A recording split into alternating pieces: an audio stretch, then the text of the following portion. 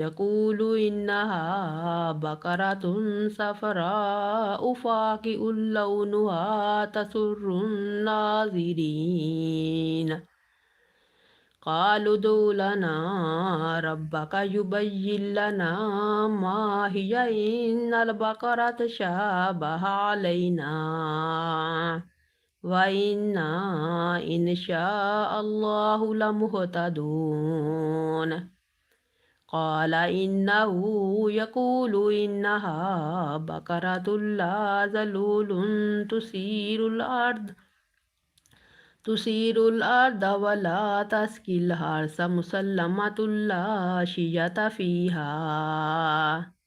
قالوا الآن جئت بالحق فذبحوها وما كادوا يفعلون.